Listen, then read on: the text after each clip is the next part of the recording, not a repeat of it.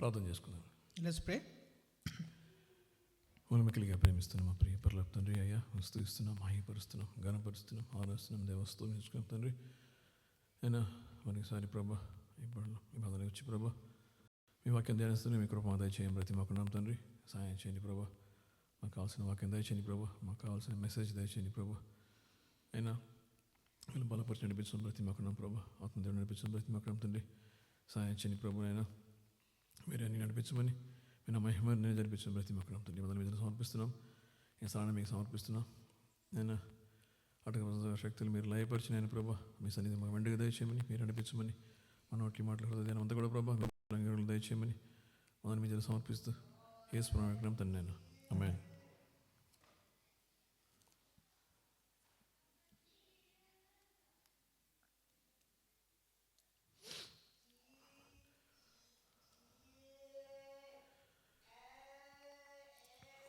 ఒకరోజు 2 మెసేజ్ చెప్పాలంటే కొంచెం కష్టంగా ఉంటుంది. It is a little hard for me to speak 2 messages in one day. సరే, టేబుల్ మెసేజ్లో ఒక డిఫరెంట్ పోర్షన్ చూసుకుందాం. For the message for the table, let us look at a different portion now. Hebrews, The book of Hebrews, 12th chapter, chapter 12, 18 నుంచి 24 దాకా అందరం కలిసి చదువుకుందాం. Let us together read from the verse 18 to 24. హెబ్రీలకు రాసిన పత్రిక 12:18 నుంచి 24 దాకా. హెబ్రీల పత్రిక, The book of Hebrews, chapter 12, verse 18 to 24. అందరం కలిసి చదువుకుందాం. You have not come to a mountain that can be touched and that is burning with fire, to darkness, gloom and storm, to a trumpet blast, or to such a voice speaking words, that those who heard it began that no further word was spoken to them, because they could not bear what was commanded. If even an animal touches the mountain, it must be stoned. The sight was so terrifying that Moses said, I am trembling with fear. But you have come to Mount Zion, to the heavenly Jerusalem, the city of the living God.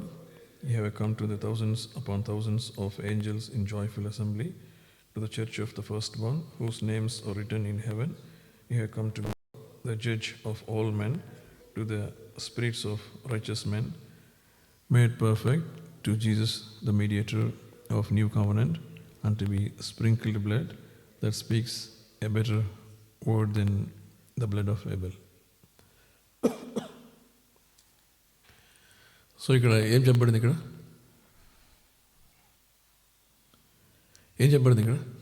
So what is being said here? అంటే just overview లాగా. So as you can somebody say what is being told here?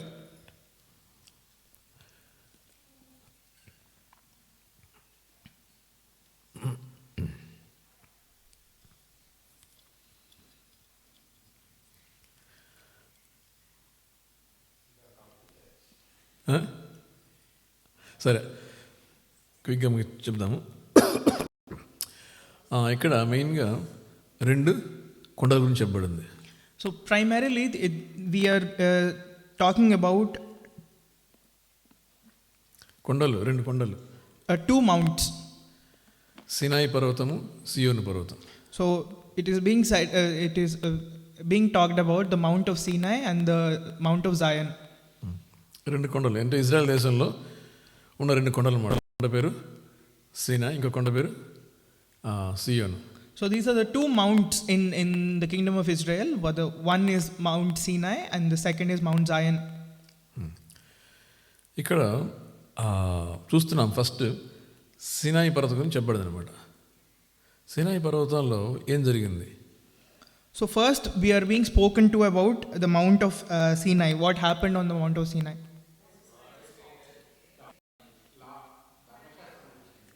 ధర్మశాస్త్రమే.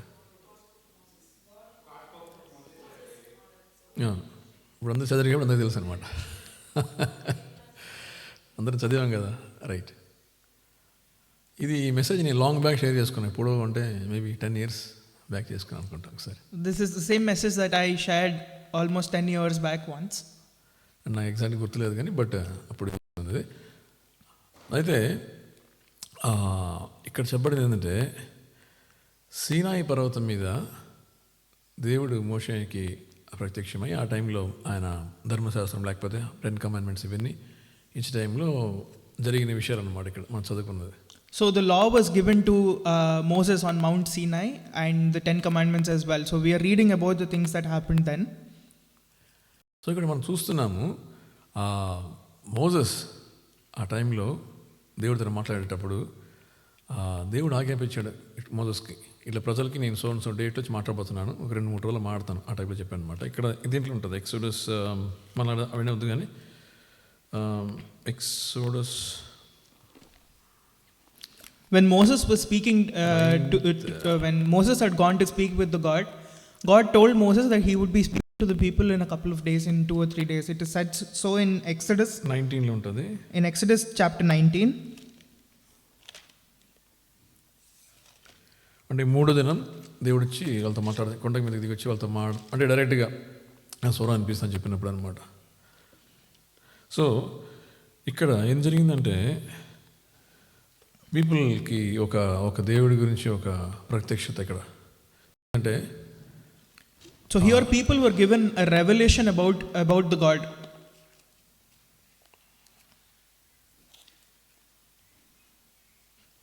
ఇక్కడ మన హీబ్రూలో చూసుకున్నాం ఇక్కడ.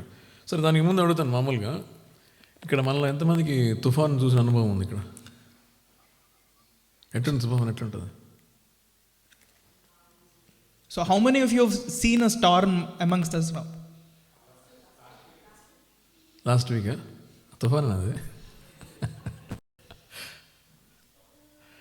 ఇక్కడ అన్నింటినీ storm అని పిలుస్తుంటారు కదా, స్టామ్ చంద్ర. సో అదే యాక్చువల్ తుఫాన్ ఇట్లుండదు కదా. మన యూఎస్లో వస్తుంటుంది అప్పుడప్పుడు, అదేమంటారు దాన్ని, Hurricane. టోర్నాడోస్ వస్తుంటుంది కదా. అది ఎట్లుంటుంది, హరికేన్స్ టోర్నో ఎట్లుంటుంది అవి మనం వీడియో చూస్తూ ఉంటాం కదా, మనని భయంకరంగా ఉంటుంది కదా. వచ్చినప్పుడు అట్లా వైపుకి వెళ్ళిపోతాయి, ఇంటికి వెళ్ళిపోతుంది. So I'm not talking about the storm that we have seen, Storm Chandra now, but an even higher magnitude. If you've seen hurricanes or tornadoes in US, it takes away whatever is in its way. కార్లను అట్లా పైకి లేపి అక్కడ పడేస్తుంది, చూస్తూ ఉంటాం మనం. So it will lift up cars or anything else that is there in its way. Tornado పోయే దారిలో మార్గాలు ఏమొచ్చినా మొత్తం నాశనం చేస్తుంది, దాన్ని మార్గంలో ఉన్నది నాశనం చేస్తుంది. So tornado destroys anything and everything that is in its way. అది మనకి మామూలుగా అందరికీ తెలిసిన విషయమే. మనం ఎవరైనా ఉండి అనుభవించారు ఎప్పుడన్నా, ఎక్స్పీరియన్స్ ఉంది ఎవరికన్నా? Has anybody experienced it ever? God's grace లేదన్నారు. సో ఇదంటే అక్కడ ఉన్న వాళ్ళకి తెలుస్తుంది ఎంత భయంకరంగా ఉంటుంది నా పరిస్థితి. ఎందుకంటే అది భయంకరమైన గాలి వచ్చినప్పుడు అది అసలు ఊహించిన మనుషులు లేపుకి వెళ్ళిపోతుంది, అనిమల్స్లోకి వెళ్ళిపోతుంది, కార్లు లేకపోతుంది, ఇల్లులు రూఫ్స్ అన్నీ ఎగిరిపోతుంది. అసలు మనందరూ చూస్తే చాలామంది చనిపోతుంటారు. వీడియోస్ చూస్తుంటే భయంకరంగా ఉంటుంది అనమాట. The people who have experienced it can only tell you how horrific that experience is, where the tornado is picking up everything, humans and animals and everything that is in its way. So ఇది ఒక ఏం చెప్పాలా, నేచురల్గా జరిగే ఒక ఏమంటారు దాన్ని, disasters, natural disasters ఇవన్నీ కూడా.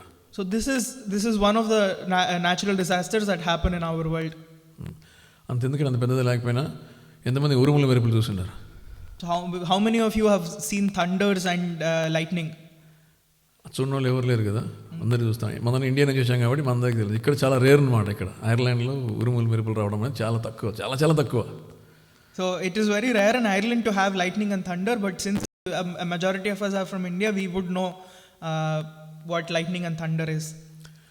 అట్టా ఉరుములు మెరుపులు వచ్చినప్పుడు ఎవరైనా బయటికి వెళ్ళారా? So has anybody gone out when there is lightning and thunder?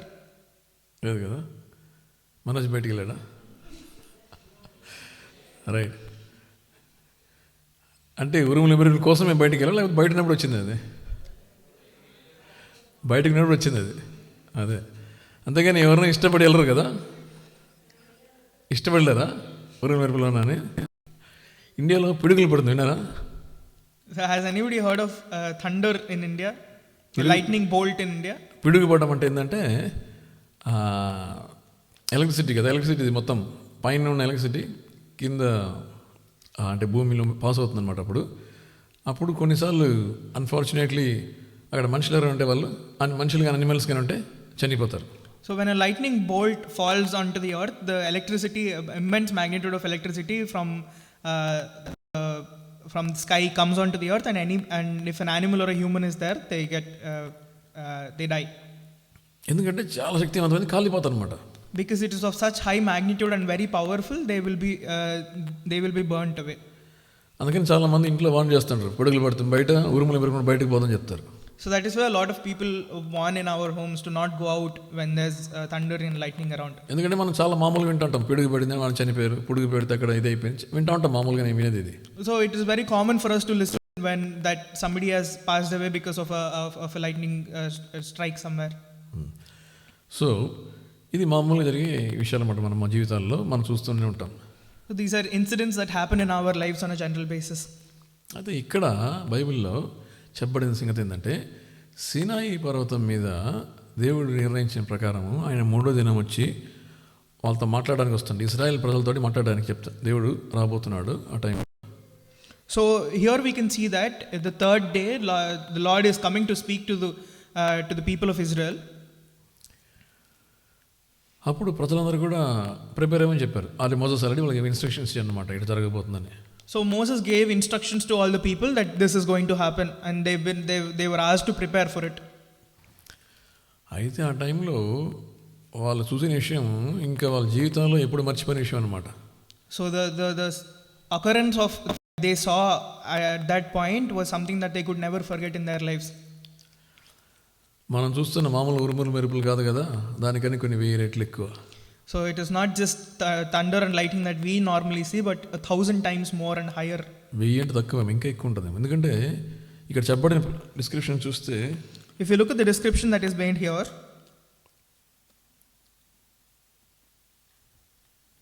నేను ఎక్సోడస్ చదువుతున్నాను ఒకసారి.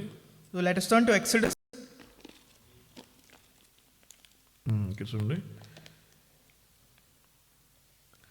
On the morning of the third day, there was thunder and lightning with a thick cloud over the mountain and a very loud trumpet blast. Everyone in the camp trembled. ఒక పెద్ద ఏం చెప్పరా దాని ఏమంటుందని, trumpet blast వినబడింది వాళ్ళకి. అంటే దాని తెలుగులో ఏముంది ట్రంపెట్ బ్లాస్ట్ అంటే, బోరా శబ్దం వినబడింది అనమాట. So then Moses the people, So all of the people of Israel on the third day heard a big loud trumpet blast, for which all of them were scared. Then Moses led the people out of the camp to meet with God, and they stood at the foot of the mountain. And then Mount Sinai was covered with smoke, because the Lord descended on it in fire. The smoke billowed up from it like smoke from a furnace. The whole mountain trembled violently, and the sound of the trumpet grew louder and louder. Then Moses spoke, and the voice of God answered him. The Lord descended to the top of the Mount Sinai and called Moses to the top of the mountain. So Moses went up, and the Lord said to him, "Go down and warn the people, so they do not force their way through to see the Lord, and many of them perish. Even the priests who approach the Lord must consecrate themselves, or the Lord will break out against them." So ఇవన్నీ description ఇక్కడ ఉందన్నమాట. చదివిన తర్వాత ఇక్కడ మన హీబ్రూలో చూస్తున్నాము, ఇక్కడ మొత్తం కలిపి క్లుప్తంగా చెప్తున్నారు అనమాట. So we see the entire description as to what happened in Exodus, but in Hebrews all of that is being summarized. You have not come to the mountain that can be touched and that is burning with fire, to darkness, gloom and storm, to a trumpet blast, or to such a voice speaking words that those who heard it begged that no further word to spoken to them, because they could not bear what was commanded. If even an animal touches the mountain, it must be stoned. The sight was so terrifying that Moses said, "I am trembling with fear." So ఆ సీన్ని మనం ఊహించడానికి చాలా భయంకరంగా ఉంటుందంట.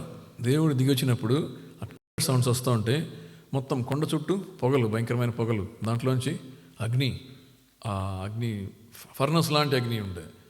So it is extremely fearful to think about the instance as to when God came down to speak with the people of Israel. వాళ్ళు అందరూ వణికిపోతున్నారు. Israel లక్షల మంది వాళ్ళు కదా, అందరూ కూడా వణుకుతున్నారు అన్నమాట చూసే పరిస్థితిని చూసి. So looking at that instance, all of them are shaking with fear. మోషే కూడా భయపడుతున్నాడు. Even Moses himself is scared. The sight was so terrifying that Moses said, I am trembling with fear.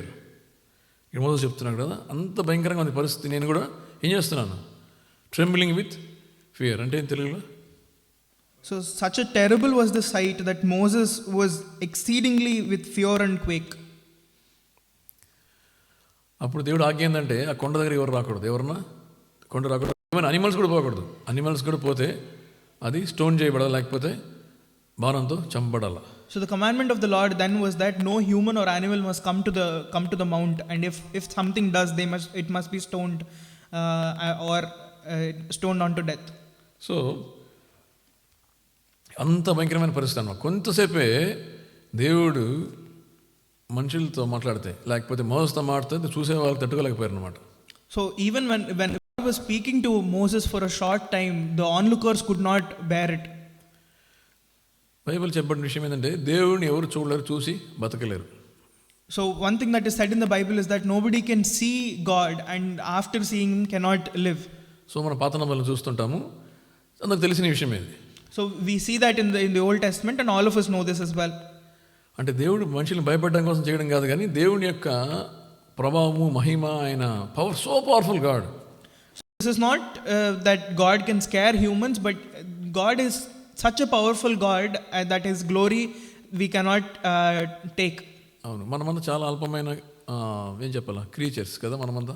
So we're all very insignificant small creatures. So దేవుడు తన full గ్లోరీతో, ఆయన మహిమతోటి, ఆయన శక్తివంతంగా, ఆయన బలంతో, ఆయన ఒరిజినల్ పొజిషన్తో మనం మాట్లాడితే మనం తట్టుకోలేము అక్కడ. So if God speaks to us in all his original glory, we cannot bear it as human beings. మా ఫ్రెండ్స్ అడుగుతుంటారు, దేవుడు నిజంగానే అంటే నాకు కనపడమని అంటారు మన వచ్చి. So some of my friends ask, if God is really there, then ask him to show himself to me. అంటే వాళ్ళు పాపం ఎంత అమాయకంగా అడుగుతున్నారంటే, అసలు దేవుడు వచ్చి నిలబడితే మనం తట్టుకోగలము అసలు? So such innocence they have that they're asking, if God comes and really stands in front of us, can we actually bear through it?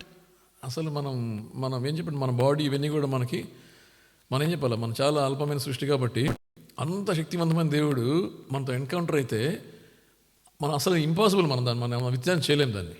Such a sensitive and small body we have, if the all-powerful God stands in front of us, can we actually bear it?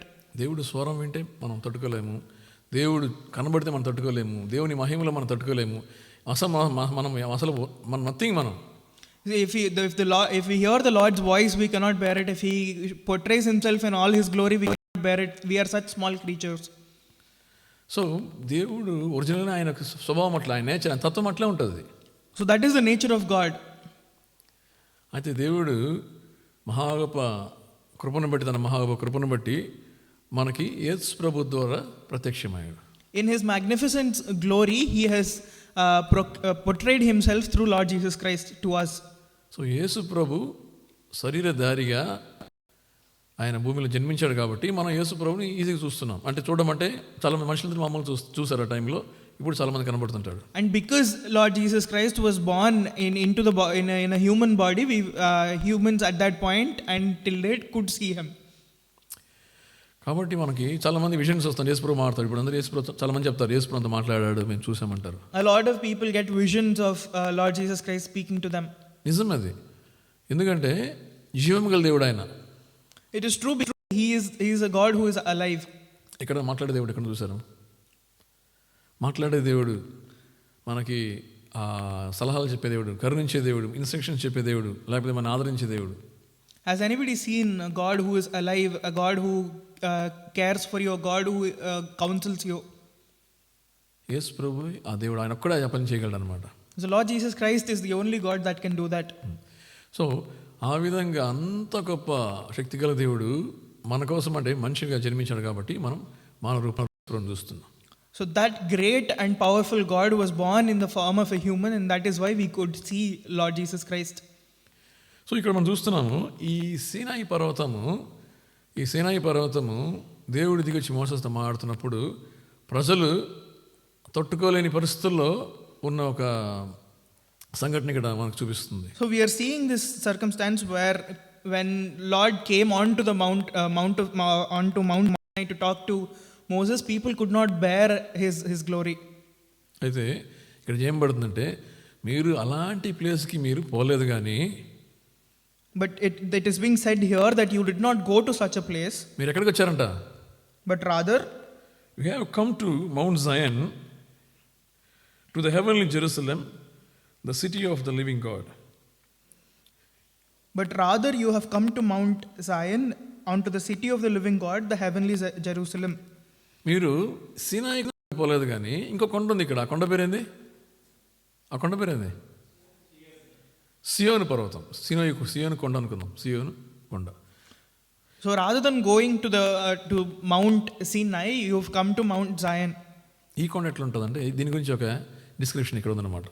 So this is the description about this Mount Zion. To the heavenly Jerusalem, the city of the living God. You have come to thousands upon thousands of angels in joyful assembly. ఊహించుకుంటే చాలా ప్లెసెంట్గా, చాలా హ్యాపీగా ఉంది కదా ఈ place. ఇది ఈ description చదువుతూ ఉంటాయి కదా. వేల దూతలు అక్కడ చేరిన ప్లేస్లో దేవుడు నగరం అనబడిన ఈ యొక్క నూతన యెరూషలేంకి మీరు వచ్చినారంట. So it is a lovely description to think of. We are surrounded by innumerable company of angels, and in to New Jerusalem, which is called Heavenly Jerusalem here. Heavenly Jerusalem. You have come to God. అంతకుముందు ఏముంది? To the church of the firstborn, whose names are written in heaven. అంటే ఏంది? To the church of the first అంటే ఏంటంటే మనం ఏం చెప్పొచ్చు అంటే రక్షించబడిన వాళ్ళందరూ కూడా, అంటే జీవగ్రంథంలో లేకపోతే పేరు రాయబడిన వాళ్ళు, లేకపోతే పరలోకంలో పేర్లు ఉన్నాయో వాళ్ళందరూ కూడా ఉన్న స్థలానికి మీరు వచ్చినారంట. So it says here that you have come to the church of the firstborn, which are written in heaven unto God and the judge of all.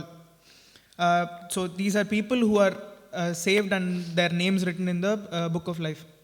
You have come to God, the judge of all men. అంటే అందరినీ తీర్పు తీర్చే దేవుడు ఉన్న స్థానానికి మీరు వచ్చున్నారు. So you have come to the place where everybody is judged and the God who judges them is there. మీరు దేవుడి దగ్గరికి వచ్చారు, ఆయన అందరినీ తీర్పు ఇచ్చే దేవుడు అని చెప్పొచ్చు. So you have come to God and he is the one who judges everybody. To the spirits of righteous men made perfect, to Jesus the mediator of a new covenant.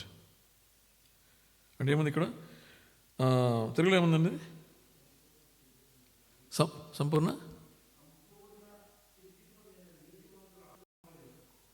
సంపూర్ణ సిద్ధి పొందిన నీతిమంతుల యొక్క ఆత్మ యొద్దకు. తర్వాత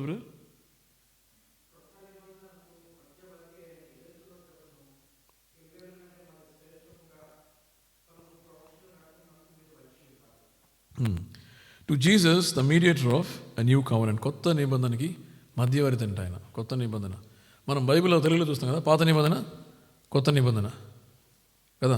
పాత నిబంధన అంటే ఏంటి? So we can see in the Bible that we have the new covenant and the old covenant. So what does the old covenant mean? నీ కవెనెంట్ అంటే ఏంటి? And what does new covenant mean?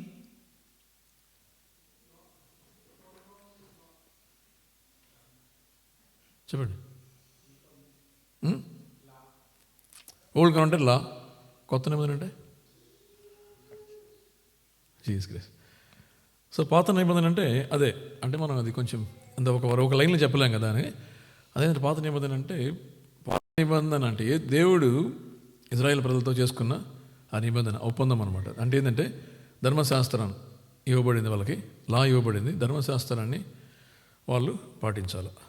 So while it cannot be explained in a single line, the old covenant is the law that was given unto the people of Israel. కొత్త నిబంధన ఏంటంటే ఆ ధర్మశాస్త్రాన్ని యేసు ప్రభు fulfil చేశాడు కాబట్టి, ఇంకా కొత్త నిబంధన ఏంటంటే మన హృదయంలో దేవుడు తన ప్రమాణాలని రాస్తున్నాడు.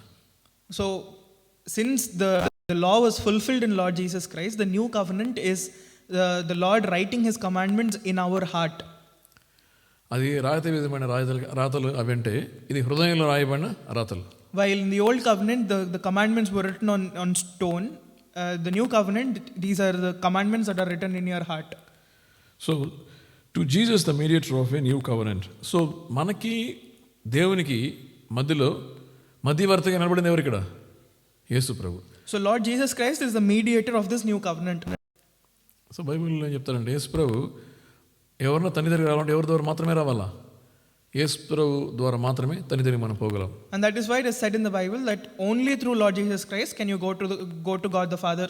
ఎందుకంటే యేసు ప్రభు నామం తప్ప వేరే నామము అనుగ్రహింపబడలేదు మా ప్రజలకి. Because that is because only the name of Lord Jesus Christ and the presence of Lord Jesus Christ has been given unto people. యేసు ప్రభు చెప్తున్నాడు నేనే మార్గము, నేనే సత్యము, నేనే జీవము. And that is why Lord Jesus Christ says that I am the way, I am the truth and the life. నేనే మార్గం అంటే ఎట్లా అంటే నేనే మార్గం, ఐఎమ్ ద వే అంటే అంత అర్థమైందంటే నేను ఒక్కడే మార్గం. So when Lord Jesus Christ says that I am the way, he means to say that he is the only way. ఆయన తప్ప వేరే మార్గం లేదు. So there is no other way apart from him. ఎందుకంటే ఆయన ఒక్కడే మనం చేసిన పాపాల నిమిత్తం పాప పరిహార బలిగా తను అర్పించుకుని మన కొరకు చనిపోయిన దేవుడు, తిరిగి లేచిన దేవుడు. So that is because he is the only God who has sacrificed himself for our sins on the cross. ఎందుకంటే ఆయన ఒక్కడే మనం చేసిన పాపాలకి వెల చెల్లించిన దేవుడు. Because he is the only one who bore our sins and he has paid the price of sin for us. కాబట్టి ఆ విధంగా ఆయన చేశాడు కాబట్టి ఆయన ద్వారా మాత్రమే మనకి పాపక్షమాపణ, ఆయన ద్వారా మాత్రమే మనకి పరలోకంలో ప్రవేశం. And because he has done that for us, only through him can we get the forgiveness of sins and only through him can we get heaven as well. మనం చాలామంది చూస్తూ ఉంటాం, చాలామంది మామూలుగా చెప్తూ ఉంటారు కదా మనకి దేవుడిని ఏ పేరు పెట్టి పిలవచ్చు. So some people might say, we will hear a lot of people saying this, that we can call God by any name. దేవుడు వింటాడు, ప్రార్థన వింటాడు కాబట్టి మనం ఎట్టని పిలవచ్చు దేవుడిని. Because God listens to prayers, you can call God whatever you want, is something you hear people saying. ఇంగ్లీష్లో మామూలుగా all roads leads to Rome అంటారు కదా, అట్లా మనకి ఇన్ని మార్గాలు ఎట్లా వెళ్ళినా చివరికి చేరిపోయేది మనం పరలోకమే. కాబట్టి ఏ మార్గంలో పోయినా పరలోకం చేరిపోతాం. So people say that all roads lead to Rome. In that manner, whatever way you choose, you will end up going to God, is what some people are of the opinion of. కొంతమంది మనం మంచి పనులు చేస్తే, అంటే మంచి పనులు అనేది మనము పుణ్యాలు ఎక్కువ చేస్తూ ఉంటే పరలోకానికి వెళ్ళిపోతాం. And some people say that if we keep doing good works, we will reach heaven. లేకపోతే మనం పుణ్యక్షేత్రాలకు వెళ్తే మన పాపాలన్నీ కడగబడతాయి. And some people will say that if we go to holy sites, and then all our sins will be forgiven. కొంతమంది ఇట్లా ఏం చెప్తారు, దేవునికి ఎక్కువ కానుకలు అవి ఇస్తూ ఉంటే మన పాపాలని దేవుడు క్షమిస్తాడు. And some people will say that if we keep giving more offerings to God, then our sins will be forgiven. మన పాపాలు పోవాలంటే పుణ్యం ఎక్కువ చేస్తే పాపాలన్నీ పోతుంది. So some people say that if our sins are to be gone, then we must be doing more good than our sins. ఇవన్నీ కూడా మనుషులు యొక్క ఆలోచనలు, మనుషుల యొక్క ఊహలు అన్నమాట ఇవన్నీ. So these are all thoughts of men and the assumptions of men. ఇవన్నీ కూడా పరలోకానికి మనం తీసుకెళ్ళవు. So these will not take us to heaven. ఎందుకంటే పాపం పోవాలంటే దానికి పుణ్యము జవాబు కాదు. So because if sin is to go away, then good works are not the answer for that. ఇప్పుడు చూడండి, ఉదాహరణకి ఇప్పుడు ఒకరిని మర్డర్ చేసాం అంటే ఒకరిని చంపేసి నేను తర్వాత వెళ్ళి 1,00,000 మందికి అన్నదానం చేస్తాను. So if let's say I have murdered somebody and then I've gone and fed maybe 1,00,000 people. 1,00,000 మందికి ఇల్లు కట్టిస్తాను, 1,00,000 మందికి బట్టలు కుట్టిస్తాను, 1,00,000 మందిని పిల్లల్ని పోషిస్తాను, అన్నీ చేస్తాను. So I might build houses for 1,00,000 people. I might give clothes to 1,00,000 people or help 1,00,000 people. So ఇవి చేసిన తర్వాత After doing this, ఇప్పుడు నేను చేసిన మర్డర్ లెక్కలే అయిపోతుందా? so will the murder that I have done will be strike down? అయిపోతుందా? నువ్వు ఎంత చేసినా పుణ్యమే, పాపమే. So no matter how much you do, the good that you've done is your good, but at the same time the sin is sin as well. కాబట్టి పాపానికి ప్రాయశ్చిత్తము పుణ్యం చేయడం కాదు. So the price for sin is not just doing good. దేవుడు ఏం చేస్తాడంటే పాపానికి, దేవుని దృష్టిలో ఏంటంటే పాపం చేసేదానికి పరిహారం ఏంటి? So in the sight of God, the price for sin is మరణం. పాపం యొక్క జీతం మరణం. In the sight of God, the price of sin is death. ఇంకో చోట ఏముందంటే పాత నిబంధనలో దేవుడు ఇచ్చిన ఆజ్ఞలు ఏంటంటే ఆజ్ఞ అతిక్రమం జరిగి దానికి ఏం చేయాలా? ఆజ్ఞ అతిక్రమం ఏంటంటే దేవుడు ఇచ్చిన కట్టడల్ని ఎవరన్నా వైలేట్ చేస్తే, అంటే దాన్ని అతిక్రమిస్తే దానికి దేవుడు కొన్ని స్టెప్స్ చెప్పాడు అనమాట, కొన్ని చేయాలా. So in the Old Testament, we can see that when somebody disobeys a commandment is given by the Lord, then there are steps as consequences for the disobedience. ఏంటంటే అది రక్త ప్రోక్షణ జరగాల. The blood must be shed.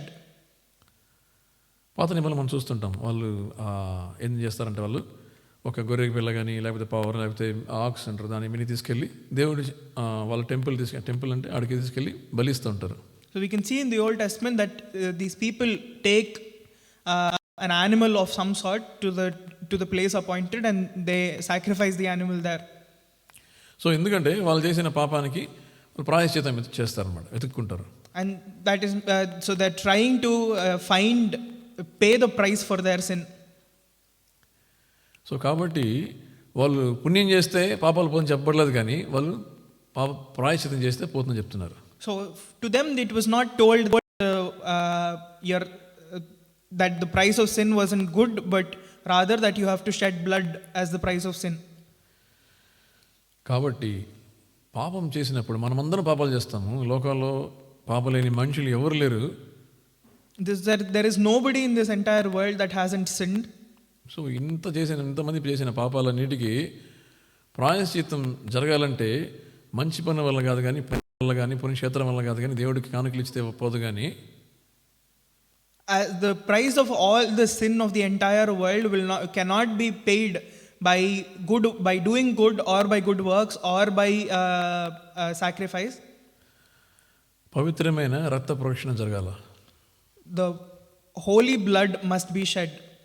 కాబట్టి పాపం పోవాలంటే రక్త ప్రోక్షణ జరగాలి. కాబట్టి దేవుడు ఈ మనిషి రూపంలో ఈ లోకానికి వచ్చి యేసు ప్రభు ఆ పాపాలని తన మీద వేసుకుని మన కొరకు పాప పరిహార బలిగా రక్త ప్రోక్షణ ఆయన చెల్లించాడు, రక్త ప్రోక్షణ ఆయన అయ్యాడు, లేకపోతే రక్త ప్రోక్షణ జరిగింది ఆయన ద్వారా. So because the price of death, price of sin is the shedding of holy blood, Lord Jesus Christ came onto this earth as a human to sacrifice himself for our sins and to become that holy blood sacrifice for us, for our sins. ఆయన అటాన్మెంట్ అయిపోయాడు మన కోసం. He atoned our sins for us. So కాబట్టి ఆయన అంత గొప్ప వెల మన పాపాలకు చెల్లించాడు, కాబట్టి మన పాపాలన్నీ తీసివేయబడింది. And because he paid such a huge price for our sins have been stricken away. ఇంత గొప్ప పని ఎవరు చేసింది లోకంలో మన కోసం? So there is no one else who has done such a great sacrifice for us. కాబట్టి మన పాపాలని ఎవరు క్షమించగలరంటే ఎవరైతే మన పాపాల కోసం వెల చెల్లించారో వాళ్ళే మన పాపాలు క్షమించగలరు. So the only person who can forgive us of our sins is somebody who has paid the price for our sins. ఇక్కడ ఆ వ్యక్తి యేసు ప్రభు మాత్రమే. And the person here is Lord Jesus Christ only.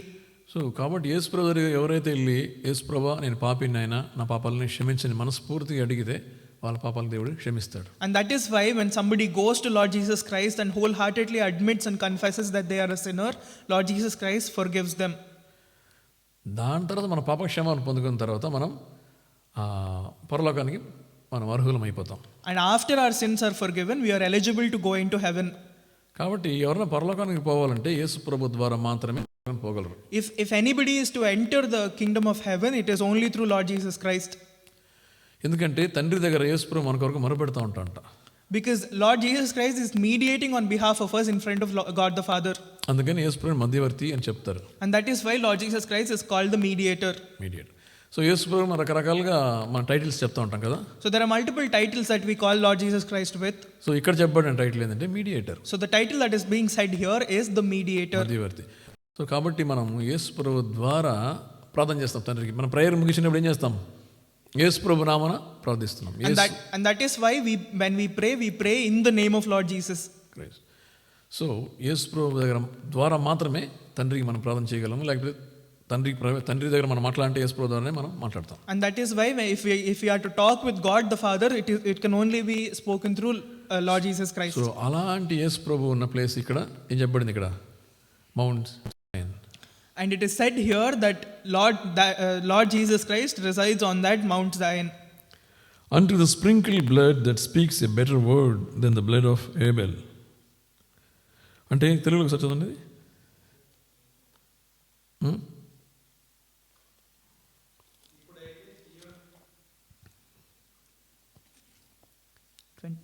Verse 24.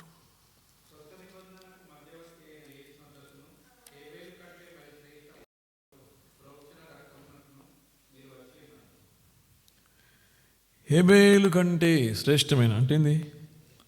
So speaketh better things than that of Abel. Blood of Abel. Than the blood of Abel. Abel blood ఏం మాట్లాడిందండి? So what did the blood of Abel speak? Genesis 4th chapter. Let us turn 10th verse. So let us turn to Genesis chapter 4 verse 10.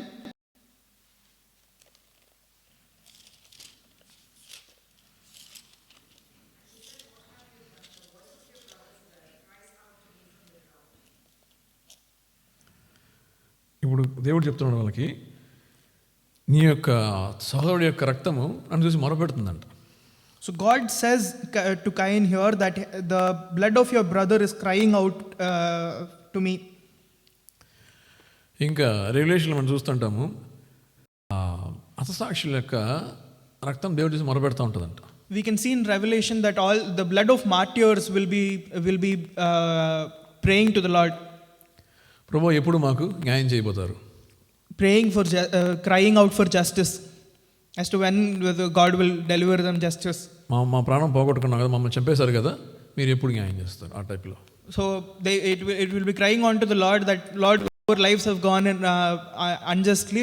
When will justice be delivered unto us? అయితే ఇక్కడ చూస్తున్నాము, to the sprinkle blood that speaks a better word then the blood of Abel. అంటే ఇక్కడ sprinkle blood Telugu ఏముంది?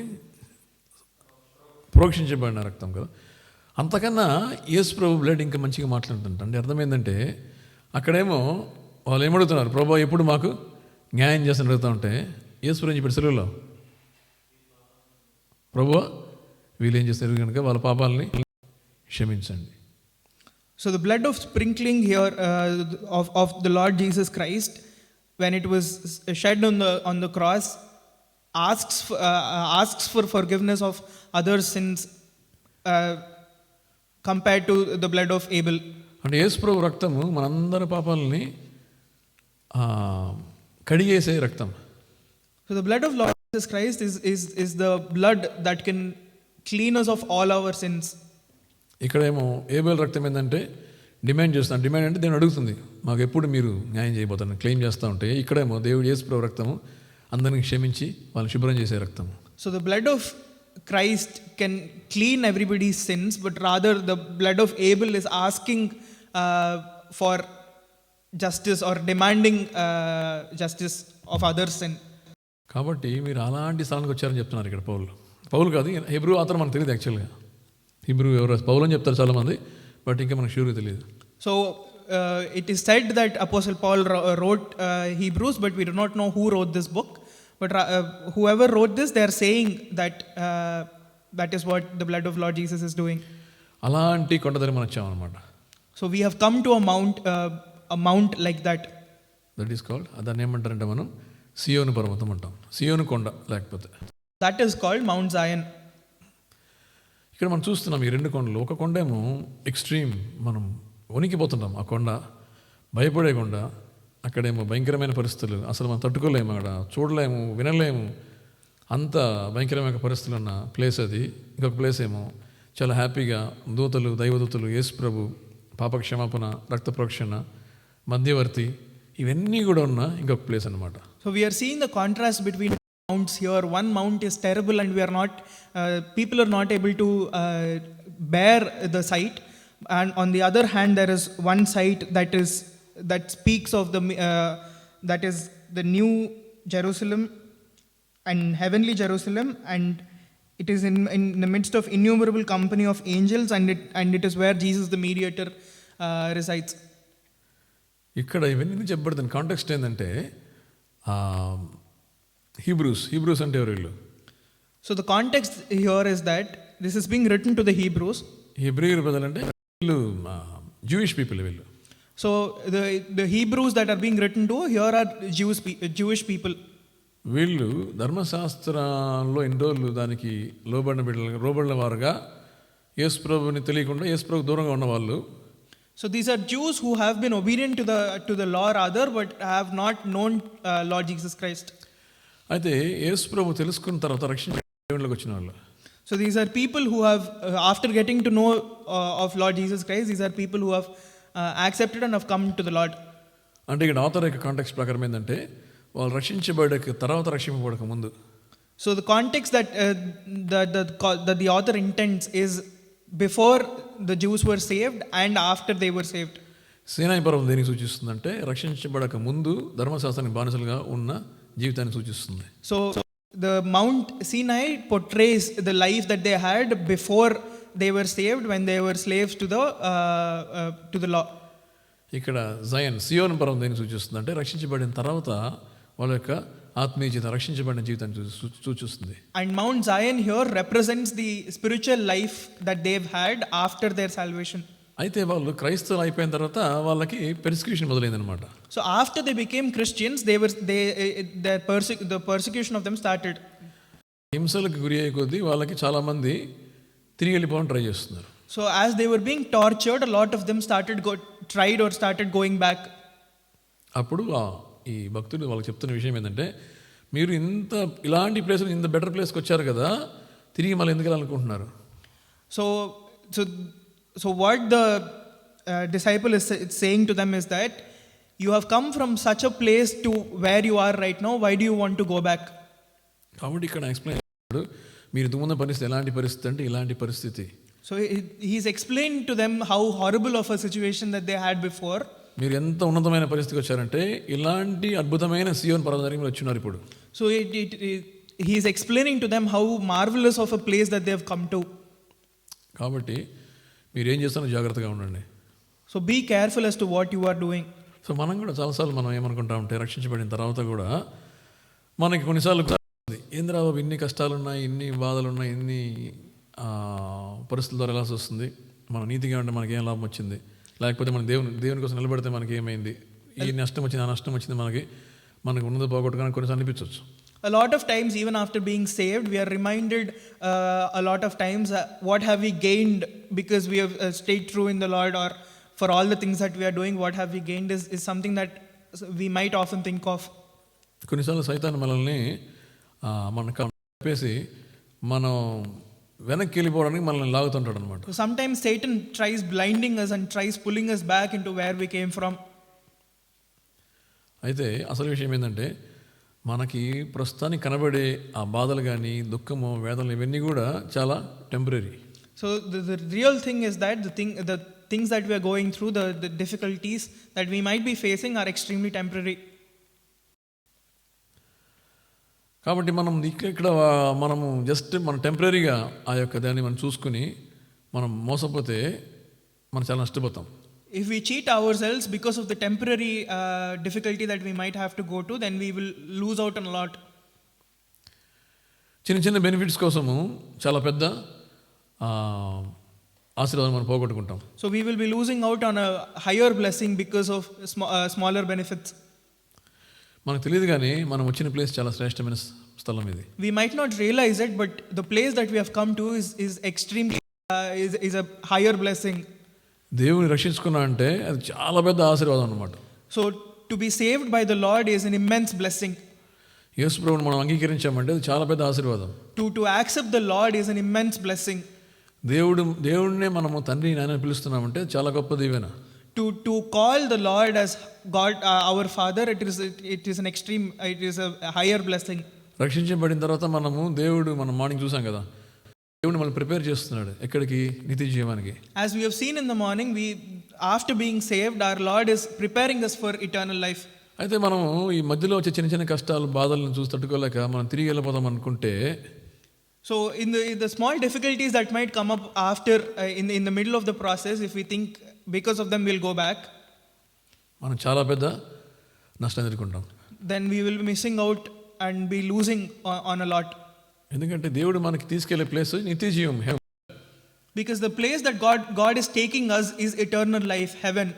మనం దాన్ని మర్చిపోయేసి మనం ఏం చేస్తామంటే, లేదు నాకు చాలా కష్టంగా ఉంది ప్రభు, ఈ మార్గం నాకు వద్దులే బాబు, ఇవన్నీ కాదు, ఇంతకుముందు నేను చాలా హ్యాపీగా ఉన్నాను, ఇంతకుముందు లోకంలో ఉన్నప్పుడు నేను చాలా ఏం చెప్పాలా, చాలా మేలు నిద్ర ఉండింది, చాలా అనుభవిస్తున్నాను, చాలా డబ్బులు ఎక్కువ ఉండేది, లేకపోతే చాలా అన్నీ మంచిగా ఉంది, నాకు లైఫ్ ఎంజాయ్ చేస్తున్నాను, ఇప్పుడు ఇవన్నీ పోయింది, నాకు తిరిగి మళ్ళీ అదే కావాలా అని కోరుకుంటే చాలా పెద్ద నష్టాన్ని ఎదుర్కొంటున్న అర్థం. So if we look at the small troubles that we might have in this life and go back to the earlier life claiming that we've had higher money or better luxurious life when we didn't have the Lord, then we will be losing out on a lot. So దేవుడు చెప్తున్నాడు, మీరు ఇంత గొప్ప సత్యాన్ని విన్న తర్వాత, ఇంత గొప్ప రహస్యాన్ని మనం తెలుసుకున్న తర్వాత, so even after listening to this great of a truth and this great of a secret, అంటే అర్థమైందంటే దేవుడు మన కోసం ఏమేమి చేశాడు, దేవుడు ఈ లోకంలో మనుషులు ఇంతగా ప్రేమించాడు, మనుషులు ప్రేమించాడు కాబట్టి మనల్ని నరకం నుంచి తప్పించడం కోసము, మన స్వర్గానికి తీసుకెళ్ళడం కోసము ఏమేమి చేశాడు ఆయన? తన కుమారుని యేసుప్రభుని లోకంలో పంపించాడు. యేసుప్రభు ద్వారా పాప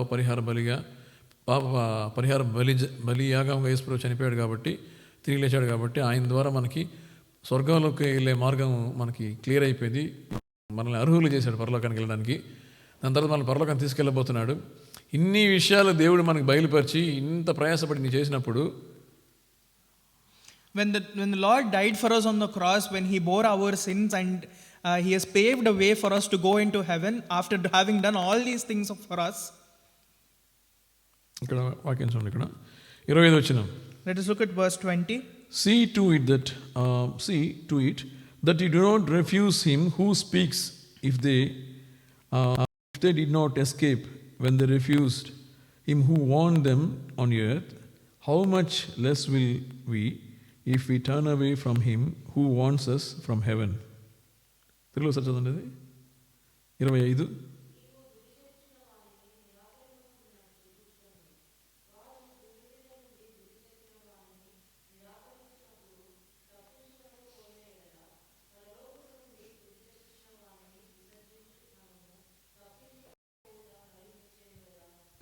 చూడండి, మనుషులకే మనం తప్పించుకోలేము కదా, మనుషులకి మనం తప్పించుకోలేము. ఇప్పుడు దేవుడికి తప్పించుకుంటాం. దేవుడిని నిరాకరిస్తే, దేవుడు మనకి ఇంత ప్రయాసపడి ఇంత కార్యం మనకు చేసి పెడితే, ఇంత మంచి పని చేసి పెట్టి సులభంగా వచ్చి బిడ్డను నన్ను యాక్సెప్ట్ చేసుకొని అంగీకరించుకో, నేను పాపాలను క్షమిస్తాను, పరలోకం రా అని పిలుస్తూ ఉంటే, దానికని మనం పక్కన పెడితే మనం తప్పించుకుంటాం దేవుడికి. So after all that God has done for us and after all the suffering that he had to go on behalf of us, if he says to us to accept the things that he has done for us, and even then if we refuse, how can we turn away from him? 28-29 చదవండి. Let us read verse 28 and 29.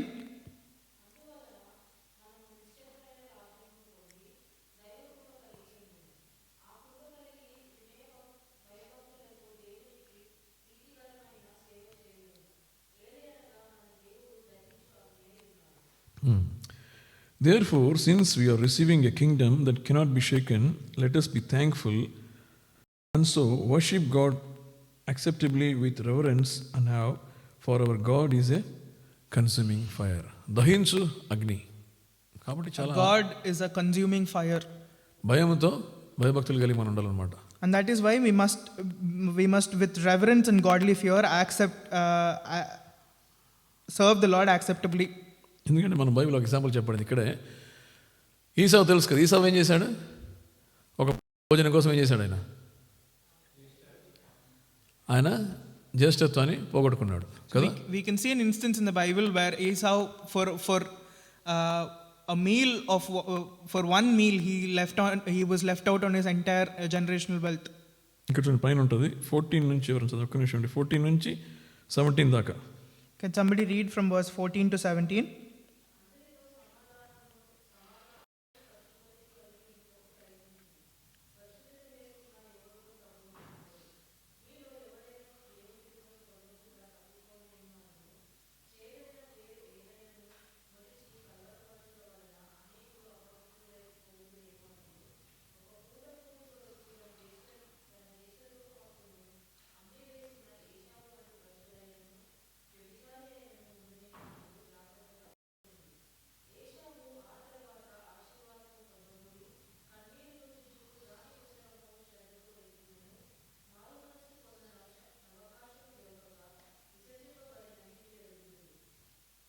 ఇక్కడ చూస్తున్నాం ఏషావు ఏం చేశా అంటే attempt అయిపోయి ఆ పూట ఒక భోజనం కోసం ఏం చేశా అంటే ఈ పూట భోజనము అంటే ఈ ఫుడ్ లేకుండా చచ్చిపోతూ ఉంటాయి నాకు శ్రేష్టత్వం ఎందుకని చెప్పి కేర్లెస్గా ఏం చేశాంట neglect చేశాంటది. So Esau neglected his inheritance, being tempted with a meal for one day. ఒక పూట భోజనానికి ఆయన ఇదైపోయి తన శ్రేష్టత బాగానే పోగొట్టుకున్నాయి. తర్వాత ఆయన ఇష్టపడ్డాడు తిరిగి దాన్ని పొందుకుందాగానే దొరకలే ఆయనకి. He in negligence he for one meal got left out on his entire inheritance, and no matter how much he tried later on he could never get it back. కాబట్టి మనకి వెనింగ్ వార్నింగ్ రాయబడింది ఇక్కడ చెప్పబడింది కదా ఇక్కడ. This is being written as a warning to all of us. ఇక్కడ చూడండి see that no one miss the grace of God. అంటే దేవుని యొక్క కృపని తెలుగులో ఏముందండి 15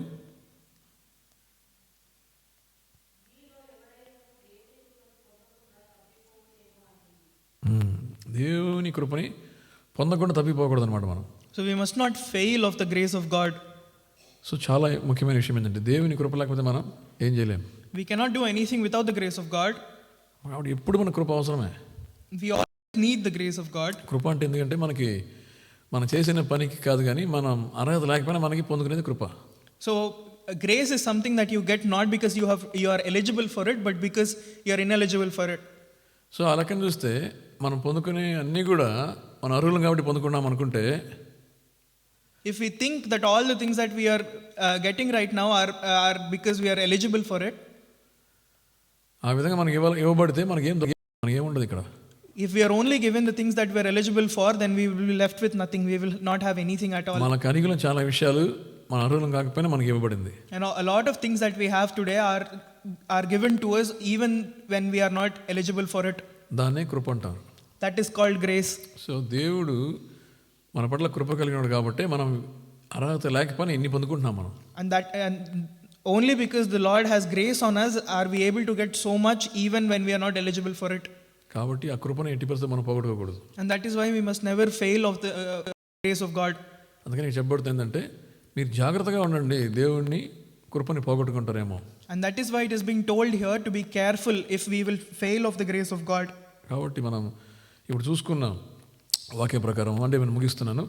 ఏంటంటే మనకు 2 పర్వతాలు దేవుడు చూపిస్తున్నాడు మనకి. ఏంటంటే ఒకటి సీనాయి పర్వతం, అంటే చాలా కట్టడలు, రూల్స్, రెగ్యులేషన్స్ ఉంటాయి కానీ మన ఆత్మలో శుభ్రం లేకుండా, అంటే దేవునికి దూరంగా ఉన్న జీవితం ఒకటి. ఇంకొకటి ఏంటంటే రక్షణ తర్వాత ఎంతో ఫ్రీడమ్, ఎంతో అంత శుభ్రం చేయబడిన ఆత్మ కలిగిన బిడ్డలుగా, రక్షణ జీవితంలో కొనసాగుతున్న బిడ్డలుగా మనం వెళ్తున్నాం. అయితే ఆ టైంలో వచ్చే చిన్న చిన్న కష్టాలకో, బాధలకో, కన్నీళ్ళకో, లేకపోతే వేదనలకో, లేకపోతే ఆ స్ట్రగుల్స్కో, నష్టాలకో మనం భయపడిపోయి, లేకపోతే మనం వెనకంజ వేస్తే కనుక చాలా పెద్ద నష్టం మనకు కలుగుతుంది. So in the word that we have seen now, we are seeing the contrast between Mount Sinai and Mount Zion, where on one mountain you are under a lot of law, and on one mountain you are under a lot of grace. And after having seen the mount of grace in Mount Zion, after all the things that the Lord has given unto us, through small difficulties or minute pain or any kind of pain that we might have in the journey that the Lord has given unto us, if we look back and try going back to our old life, then we will be missing out on a lot that God has kept for us. అంటే చిన్న చిన్న విషయాల గురించి మనం పడిపోతుంటాం. ఏసావు ఆయన food కోసం ఆయన శ్రేష్టతని పోగొట్టుకున్నట్టు. So we will be falling for small things like Esau got left out on his inheritance for a day's meal. So మనందరం పరీక్షిద్దాం మనం పరిస్థితి ఏంది ఈ సమయంలో. So we must examine ourselves what our situation is in this time. So ఈ వాక్య ప్రకారం పరీక్షించుకొని అసలు మనం జీవితంలో ఎక్కడున్నాం, మనం సినాయి పర్వతం అనుకుంటున్నామా, లేకపోతే సియోను పర్వతంలో ఉండి ఇంకా ముందుకు సాగాలనుకుంటున్నామా, లేకపోతే దేవుని నిర్లక్ష్యం చేస్తున్నామా, దేవుడు ఇస్తున్న వార్నింగ్స్ని మనము పక్కన పెడుతున్నామా. So in the light of the word that we have read right now, let us examine towards which mount are we going towards. Are we going towards Mount Sinai, or are we going towards Mount Zion? Are we neglecting the word that the God is giving to us? ఎందుకంటే చెప్పబడింది, warning చెప్పబడింది అంటే మనుషులకే మీరు తప్పించుకోకపోతే దేవుడికి తప్పించుకుంటారు. The warning that is being given to us is, if you cannot escape man, but how man can you escape God? Impossible కదా. It is impossible. ఏసావులాగా చిన్న చిన్న సుఖాల కోసము పెద్ద పెద్ద దీవుల్ని పోగొట్టుకునే ప్రమాదం ఉంది. Like Esau, we might get left out on bigger blessing for smaller luxuries. దేవుని కృపనే పోగొట్టుకునే ప్రమాదం కూడా ఉంది. There is a chance that we might fail in the grace of God as well. So అందరూ పరీక్షించుకుందాం మనం ఈ సమయాన. So let us examine ourselves in this time. మనం ఒకవేళ తప్పిపోయి ఉంటే, ఒకవేళ మనం రాంగ్ రూట్లో వెళ్తుంటే, ఒకవేళ బ్యాక్ స్లైడ్ అవుతుంటే, లేకపోతే ఒకవేళ మనము మనకు తెలియకుండా జారిపోతూ ఉంటే, దేవుడికి దూరం అయిపోతూ ఉంటే పరీక్షించుకుందాం. Let us examine today if we have fallen somewhere, if we are backsliding somewhere, if we are slipping away from the Lord somewhere. దేవుడు అడుగుదాం, దేవుడు చూపిస్తాడు మనకి. Let us ask God. God will show it to us. ఎందుకంటే జారిపోవడం అనేది చాలా dangerous thing అనమాట. To slip away is extremely dangerous. పడిపోవడం అనేది చాలా ఎవిడెంట్, కనబడుతూ ఉంటుంది పడిపోవడం. So falling is evident to us. You can see that you are falling. జారిపోవడం అంటే కంటికి కనబడదు, అసలు కొద్ది కొద్దిగా వెళ్ళిపోతూ ఉంటాం దూరంగా దేవునికి. But slipping away is where you will not be able to evidently see it, but slowly but surely you will be slipping away slightly ever so from the Lord. చూసిన వెంటనే కంటికి కనబడదు అది. You cannot see it with your eye immediately. It is not evident. అందుకనే అది ప్రమాదకరం అనమాట. And that is why it is extremely dangerous. కొంచెం సరే పోతే పోన్లే, ఈ చిన్న పనిగా చేసేస్తాంలే, ఈ చిన్న వైలేషన్గా చేద్దాంలే, అన్ని చిన్నవే. So we might think sometimes this is only a minute thing, let us do it. It might be a small violation, let us do it. But these are all small things. అది మనకు కొన్నిసార్లు మనం చేస్తున్నాడో మనకు తెలియదు. We might not even realize that we are doing that small thing. అయితే అది continue అవుతూ ఉంటే కొద్దిగా ఎక్కడో తీసుకెళ్ళిపోతుంది. But as that continues, one small step at a time, it will take us really far away. ఒకరోజు భయంకరంగా పడిపోయినప్పుడు అప్పుడు గ్రహిస్తాం మనం. And then one day when we have finally fallen, completely fallen, then we will realize it. అరే దేవుడికి ఇంత దూరం వచ్చేసామా. Then we will realize how far we have come from God. అప్పుడు మనకు షాకింగ్గా ఉంటుంది, అది ఎట్ట చేశాను ఈ పని అనుకుంటాం మనం. And then we will be shocked as to how have we done all of the things that we have. అంటే అర్థమైందంటే మనం అప్పుడు చేసిన పని కాదు, కానీ ఎప్పుడు నుంచో కొద్దిగా మనం జారిపోతున్నాం. But the actual thing there is that it is not just the you having done that grave mistake, but rather a slow and steady backsliding that has happened for a long time. కాబట్టి పడిపోవడం కంటే జారిపోవడం అనేది చాలా ప్రమాదకరం. And that is why it is slipping away is even more dangerous than completely falling. అందుకని దేవుని అడగాలి, నాయనా నేను ఎక్కడ జారిపోతున్నానా. And that is why we must ask God if we are slipping away somewhere. దేవుడు చూపిస్తారు మనకి. God will show it to us. So అప్పుడు మనం తెలుసుకొని తిరిగి మనం వచ్చి దేవుడితో మనం సరి చేసుకొని సమకూర్చబడాలి. And then after getting to know of that, we must confess, we must make it right with the Lord and come back to Him. So ఈ సమయం మనం దేవుని ఉపయోగించుకుందాం ఈ సంధిలో. Let us use this time in the Lord's presence.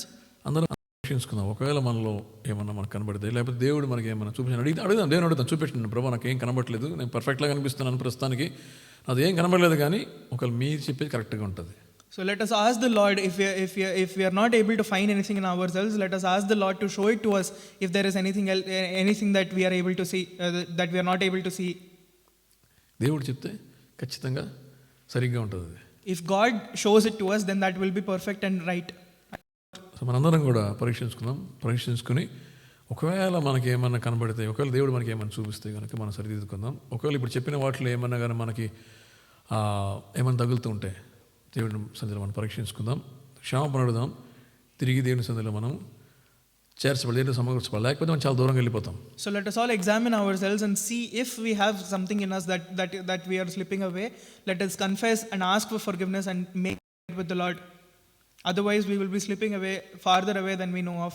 ఆ విధంగా మనం పరీక్షించుకొని తర్వాత మనకి సమాధానం కలిగిన ఎడల మనం ప్రభువులో పాలుపరుచుకుందాం. And that way, let us examine ourselves, and if we are in peace with the Lord, we will let us take part in the Lord's table. దేవుని వాక్యాన్ని దీవించను గాక. May the Lord bless this word.